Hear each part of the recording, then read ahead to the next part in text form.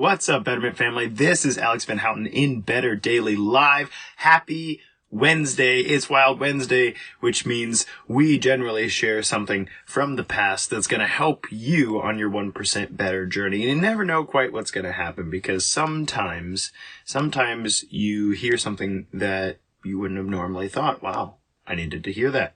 I'm glad you told me. Thank you very much. And so today, I'm following up on our conversation from yesterday. I started a conversation about pre-workouts and ergogenic aids, right? And so you can really think of that as part one into the foray of things that might be worth consuming prior to a workout to help you with your performance, to help you with your energy levels, to help you with your focus and attention. It was a good time. If you haven't checked that out, just scroll one down in the Grow group here and you'll find it on the thread. But today I want to follow up on that conversation with a show that I published over a year ago called Should You Be Taking Creatine Monohydrate?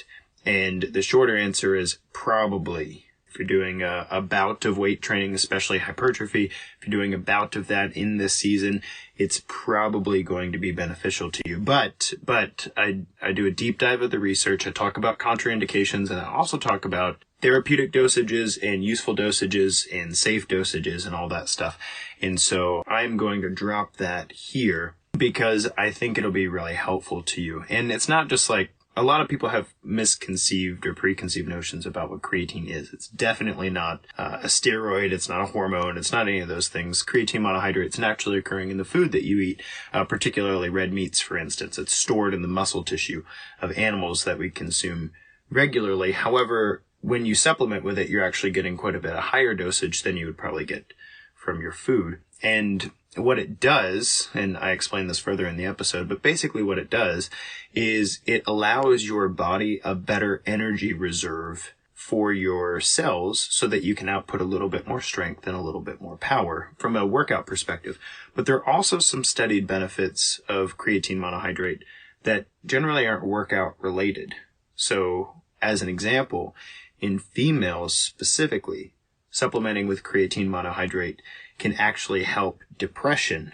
That's a really big deal. Creatine monohydrate supplementation can actually help females with depression. And in this season, especially those of you who are prone to seasonal affective disorder, that's beneficial. Like, how can it help with depression? Well, your muscle cells are not the only cells in your body that rely on creatine in order to produce energy. In fact, your nerve cells, your brain cells, and the cells that make up the part of you that can think and the part of you that can attend to things and the part of you that elevates your mood, that also relies on creatine phosphate. And so creatine can actually be helpful on that front. So I'm going to link that here, and I encourage you to check that out because it's very possible if you've never done any creatine supplementation before, it might be time to start a cycle for you. 8 to 12 weeks, some improved performance, some strength, maybe a little elevated mood, and a few other benefits that I think will be powerful for you. And also some contraindications. There's some people who don't need to be taking creatine, and I dive into that there. So I encourage you to check that out. I hope it's helpful to you,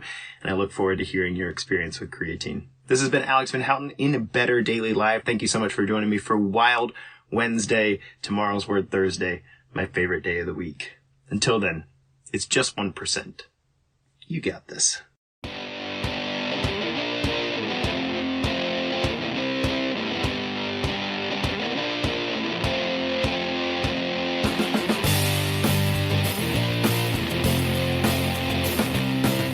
Creatine monohydrate is one of the most well-researched supplements that you can find on the market right now. Today we're going to talk about why it works, what it's not, what researched effects it has on the body, how to take it, how to measure its effects, and then we'll finish with ways that I've used it with my clients in the past. So first, what the heck is it? Well, let's start with what it's not. Creatine monohydrate is not a drug or a steroid. When I've recommended it in the past, there have been many people who have asked me, "Oh, is this okay? I don't know if I should be taking it. I've heard it might mess with my testosterone. Or is it like taking steroids? Unless something changes in the relatively near future." I, Coach Alex Van Houten, have never recommended, nor will I ever recommend, steroids or hormone replacement therapy, because both are completely outside of my jurisdiction as a trainer. Creatine is naturally occurring in foods, especially red meats, and is a crucial part of one of our 3 energy subsystems in every single cell of our body. And some of the amazing effects that we can attribute to creatine come from its ability to impact every single cell of the body at such an important level of operation. And so before we get to how it can help you grow more muscle, increase strength, improve power output, or maybe even reduce depression, we need a quick physiology lesson. Your body is composed of cells, and every single cell in your body has hundreds or hundreds of thousands of mitochondria in each cell. Those mitochondria are the powerhouse of the cell, and their job is to synthesize a compound called ATP, adenosine triphosphate. You could think of ATP as the rechargeable battery of your body. Every single chemical reaction that happens in your body requires ATP, from the flexing of muscles to the firing of neurons in your brain to even the peristalsis of your digestive system. The energy required to power those things comes from the molecule adenosine triphosphate. And the way your body accomplishes this is by taking a phosphate off of the triphosphate molecule and harnessing the electrons that come out of that reaction.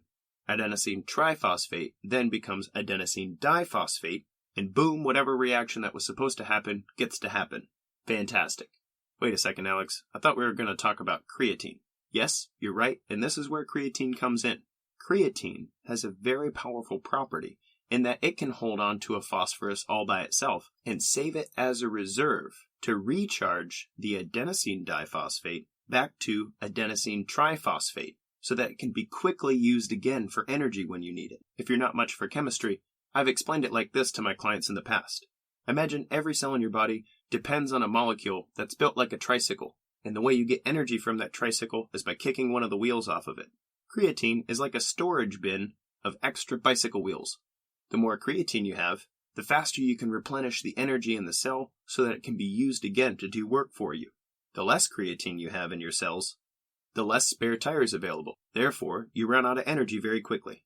Now, that's not a perfect analogy, but I hope that helps you understand if perhaps you're not a biology nerd like I am. The bottom line is this. The more creatine that surrounds your ATP, the more quickly the cell can regenerate energy to be used for immediate reactions. Now, a final note on this particular point. This energy system in the body is responsible primarily for things that take a very short period of time. Namely, creatine phosphate is responsible for the energy output of reactions that last between 1/2 second all the way up to about 10 seconds. And in a bit, when we talk about the research around the increases in strength and power output of those who supplement with creatine, it'll make sense why those effects don't translate to something like marathon running. If you want to see some pictures on this, I did a Google image search for you and posted the link in the description below. All I searched for was creatine phosphagen pathway, and so you can see for yourself how this whole tricycle plus storage of extra wheels things works if you care to. The other very important way that creatine might act on the body, according to the research, is by lowering an enzyme in your body called myostatin. Now, myostatin is a very interesting enzyme because the more of it you have in your body, the less muscle tissue you can grow, which I imagine is why there's no supplement market for myostatin. You can't go to Amazon and buy myostatin in pill form, because if you could, it's literally the pill that if you take it, you will lose muscle tissue. Now, what's interesting about myostatin is every single person seems to have a limit set by their genetic makeup. Those with a lower myostatin limit generally build more muscle tissue more easily. Similarly, there are those with a really high myostatin limit who tend to have a really hard time growing muscle tissue. You can see this in the Olympics, where those genetically predisposed to doing really well in marathons have a very high myostatin amount in their bloodstream, whereas your Olympic powerlifters or sprinters have a very low myostatin amount in their bloodstream. A particularly extreme example of this can be found in cattle that have been bred to get rid of the myostatin gene, and therefore, without lifting weights or eating a lot of protein, they're the most muscular thing you could possibly imagine. I also did a Google image search for you there. I just typed in Belgian blue. Click the link. You'll be pretty amazed, just like I was the first time I saw those cows. #goals. But what does myostatin have to do with creatine supplementation? Well, one of the well-documented effects of creatine supplementation is that it actually lowers the amount of the myostatin enzyme in an individual's body. This is powerful because if myostatin is the enzyme that tells your body your upper limit for muscle tissue, then lowering the amount of that enzyme opens the doors for your body to put on some more muscle tissue. And as we'll see when I summarize the researched effects soon, this has a profound impact on an individual's ability to build muscle tissue in their program. So a quick recap. Creatine is not a steroid, a hormone, or a drug. Creatine is a water-soluble molecule that currently exists in your food and acts on your body at the level of every single cell by supporting ATP. Creatine also can affect the myostatin enzyme. And so understanding these two mechanisms, we can have an intelligent conversation about the researched effects. So, what does research show? Note that not all research is created equal, so I've divided this into 3 categories.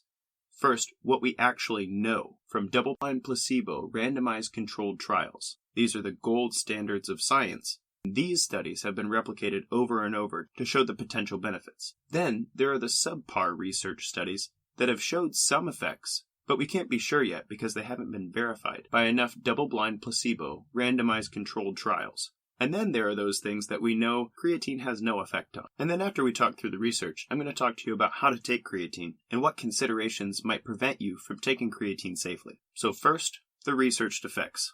I feel like we need a drum roll here because creatine takes the gold star in my book for some of the most sought-after effects with regard to supplements. We know for sure that creatine affects muscle growth positively. We also know for sure that creatine affects strength and power performance positively. And lastly, many studies show that creatine can reduce depression symptoms in females. Those are some pretty amazing findings, and I want to give you some examples of how those things might show up in your program.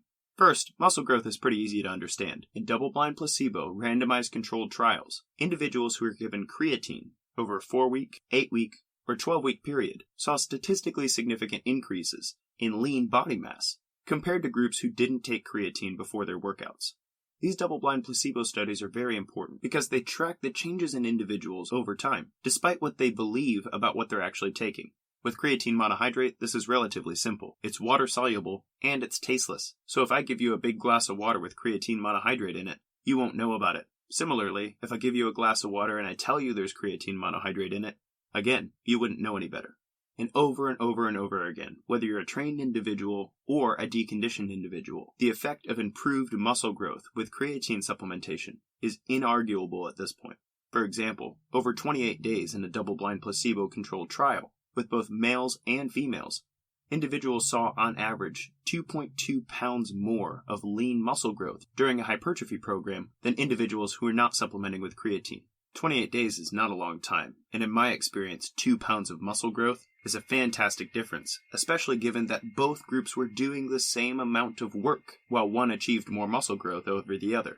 Researchers in this particular study credited the myostatin effect, and as we said earlier, if creatine reduces myostatin, the end positive result would be increased muscle tissue. I find this especially fascinating because in most of the research, while nutrition changes aren't accounted for between the groups, fat mass usually is. And so we find between two groups doing the same programs, the same amount of work, regardless of the nutrition intake, one group gains more muscle than the other group, and there's no difference in body fat percentage gain or decrease between the two.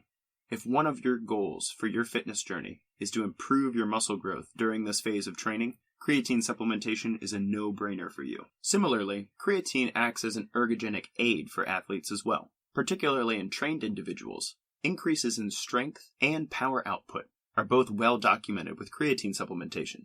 What does this look like? Well, if you normally do 200 pounds on your bench press for 10 repetitions, then studies show that creatine supplementation over a period of weeks can improve your bench press performance by 10 to 20% over your initial performance.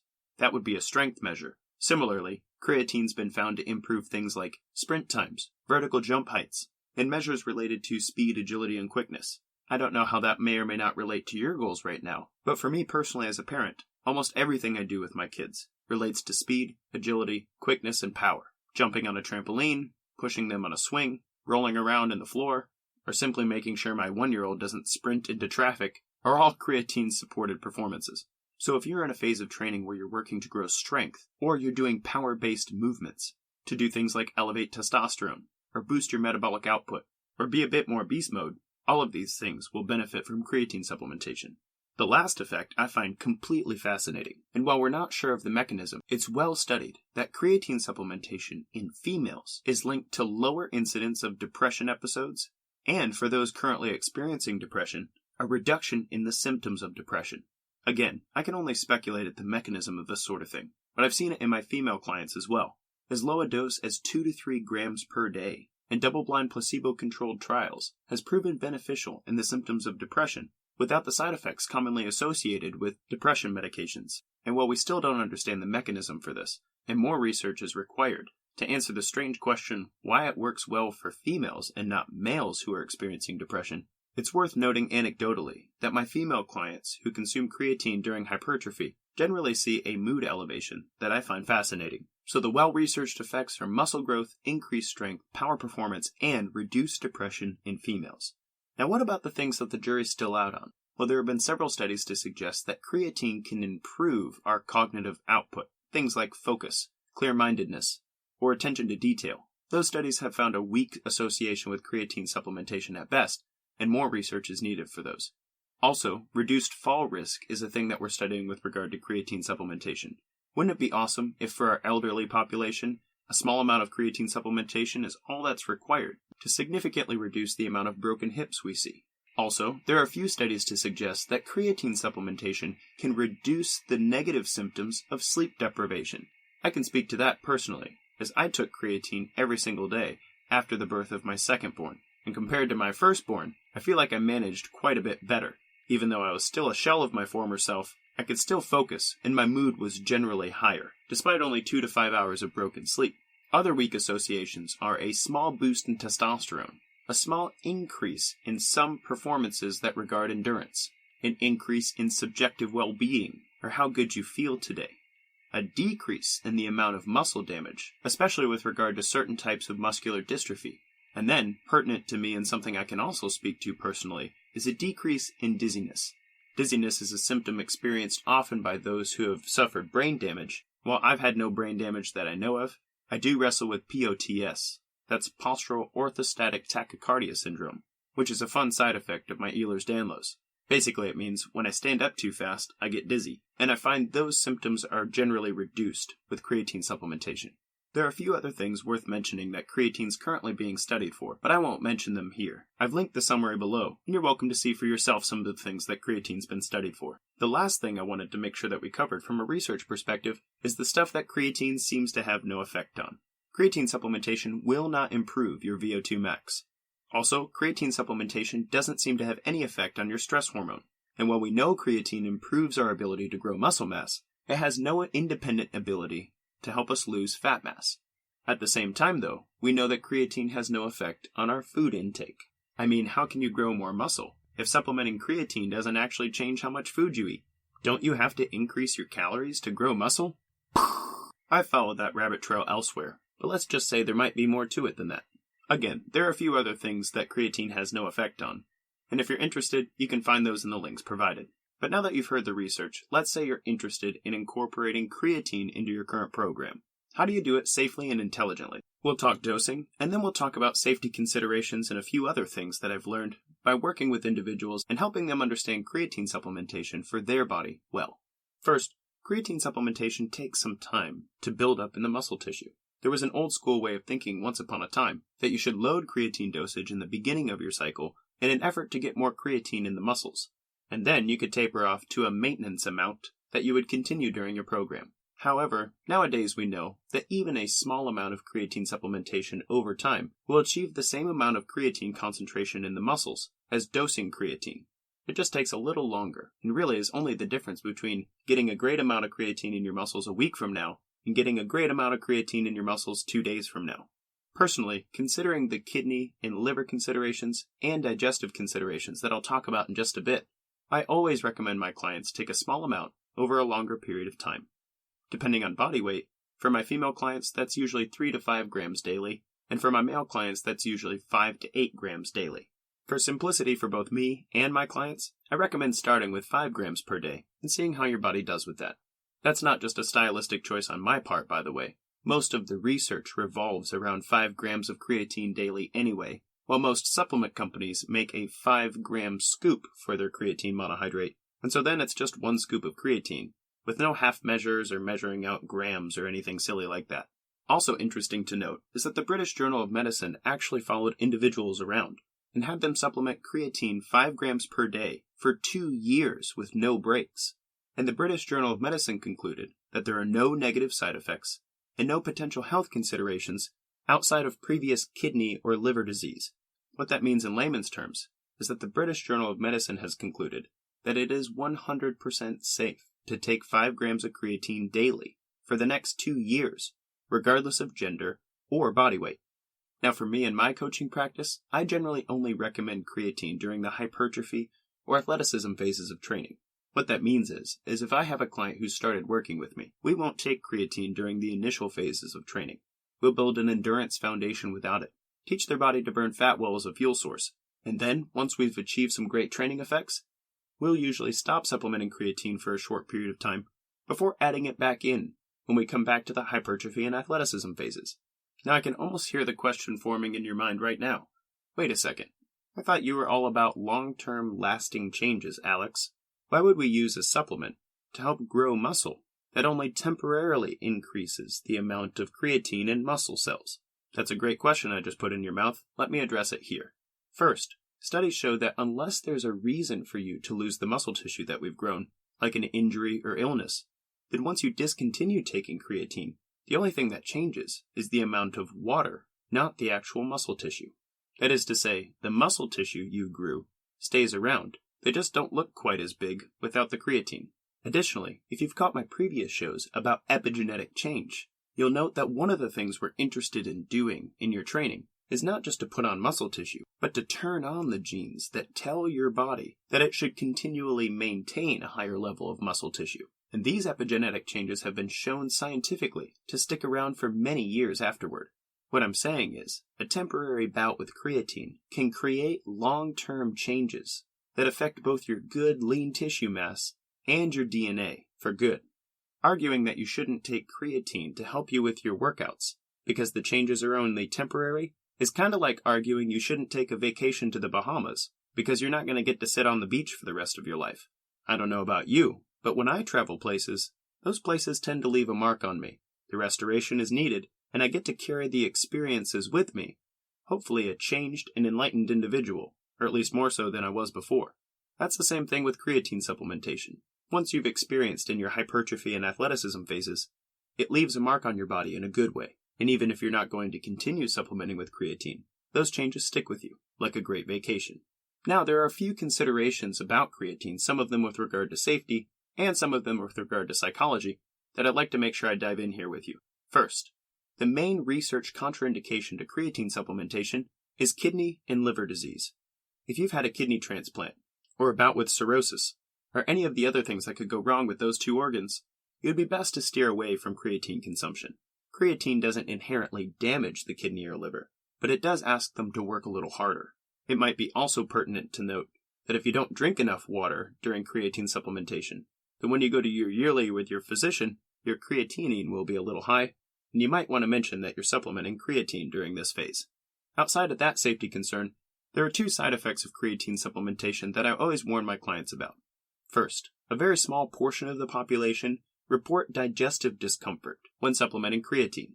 Remember, creatine doesn't just affect your muscle cells. Creatine is in every single cell of your body, and while inherently there's nothing in a creatine monohydrate supplement that should be inherently irritant to the stomach, small intestine, or large intestine, some studies have shown that a very small amount of individuals who have attempted to supplement with creatine have reported irregular digestion.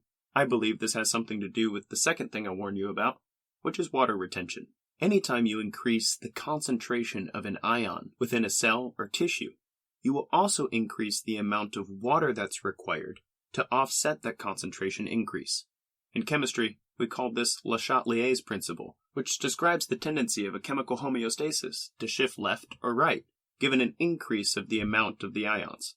If that's a little complicated, just imagine a teeter-totter in chemistry. If you increase the amount of creatine in your cells, you will also increase the amount of water in your cells. Same thing goes for carbs, by the way. Why am I telling you this? Well, it's not a bad side effect, but if your primary goal is weight loss, and you enter a hypertrophy or athleticism phase and decide to supplement with creatine, just know that you will experience a plateau in your weight loss for a short period of time because of the water retention. Personally, over the week that I introduce 5 grams a day of creatine supplementation, I gain about 3 to 4 pounds. Psychologically for me, that 3 pounds doesn't bother me. I don't have a weight loss goal, and I'm well versed in creatine supplementation. But I've worked with many clients who are very emotionally attached to the number on the scale, and the weight gain that comes with creatine supplementation can really mess with their head. For this reason, I've warned them ahead of time and made it their choice whether or not we supplement with creatine, so that they're not surprised when the number on the scale goes up, and they're not surprised when it takes a little bit of time for the increased muscle mass to result in improved fat burn. A final note on water retention here. If you have personally lost a large amount of weight and therefore have a little bit of excess tissue throughout your body, then the increased water weight will also make you feel and look a little bloated or puffy. Your weight gain could be significantly more than my 3 to 5 pounds. But know that creatine, from a research perspective, has not been shown to increase your food intake or your fat mass. It's water weight. If you want to see the number on the scale change, stop taking creatine and wait a couple days. The last consideration I'll mention here is that you don't need anything fancy for creatine. The one I take you can get off Amazon for a relatively cheap price, and it'll last you a long time. You don't need additives and fillers, and for the effects we talked about today that are researched well, you don't need 20 other ingredients to make it effective either. In fact, with regard to other ergogenic aids, creatine puts them all to shame, which is why you'll find it in most pre-workout supplements. We haven't covered caffeine yet, but if you put caffeine and creatine together, you're basically going to be a monster compared to your former self. You'll see improved lean body mass, better workout performance, and are much less likely to report that your workout kicked your butt today. But that has very little to do with the quote proprietary blend and the fruit punch flavoring. So don't get fancy. If you want to try creatine supplementation, get a very simple creatine monohydrate supplement. I've put the link to the one I buy in the description in the show notes below, and since it's on Amazon, I included my affiliate link. Don't worry, your 12 cents goes right back into the free content of Defining Dad Bod. Now the last thing I want to talk to you about with regard to creatine supplementation is how to measure whether or not you're changing the way you would like to see. We've talked about the effects of creatine today. They're well studied, and there's no reason to doubt that you won't experience muscle growth, strength and performance increases, or if you're a female, reduced depression symptoms. But do yourself a favor and track whether or not these benefits occur in a way that you understand them. If you're taking creatine for muscle growth, take a before picture, and 8 weeks later take an after picture. Maybe do some circumference measures, or if you're real nerdy, let's get the calipers out. And similarly, for increased strength and performance, pick some measures of strength and performance that matter to you. 40-yard sprint, vertical height, 3-rep max bench or deadlift. All of these are valid ways to track your progress while taking creatine. And if you're supplementing creatine for reduced depression, how about keeping a journal at the beginning of the day where you just write your mood on a scale of 1 to 10. 1 is severely depressed, and 10 is the happiest you've ever been. And perhaps even journal just before you go to bed each night about things you're grateful for today and things you're looking forward to in the next week or so. These are both well-researched ways to subjectively measure depression symptoms, and that if you need a little more objective measure, tell your spouse or a good friend what you're up to, and ask them to help you track changes in your mood. Sometimes, the people around us know us better than ourselves, and it's very possible they'll notice we're less depressed before we will. So there you have it. Creatine monohydrate is one of the most well-researched supplements on the market. It's simple, it's cheap, and it does an amazing job with many effects that people are very interested in seeing in their workout program. I use it personally, and unless contraindicated for my clients, I recommend it regularly. If you have questions about how creatine supplementation should fit into your program, bring those to definingdadbod.com/innercircle. We'll field those in our online community, and if more needs to be said about those things, I'll add to it in our monthly Q&A. That's definingdadbod.com/innercircle. Thanks so much for joining us here in our supplement series at Defining Dad Bod. If there's a supplement you'd like us to cover, go to definingdadbod.com/supps. SUPPS. That's definingdadbod.com/supps.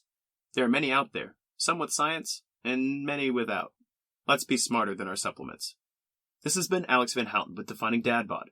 Until next time, guys, kick butt, take names. 1, 2, 3, 4.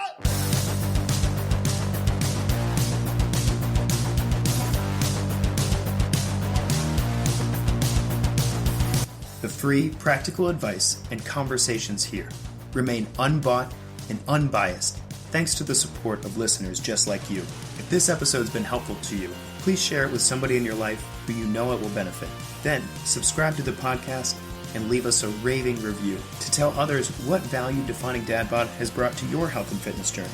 And finally, if you want more Defining Dad Bod, consider joining our online community. We send a lot of free perks and resources your way, and I, Coach Alex, go live every month to talk through our listeners' health and fitness questions to make the practical science of this show applicable to everyday life. Everyone's welcome, and we'd love to have you. For more information about joining the Inner Circle or becoming a supporter of the Defining Dad Bod podcast, go to definingdadbod.com/inner circle. That's definingdadbod.com/inner circle.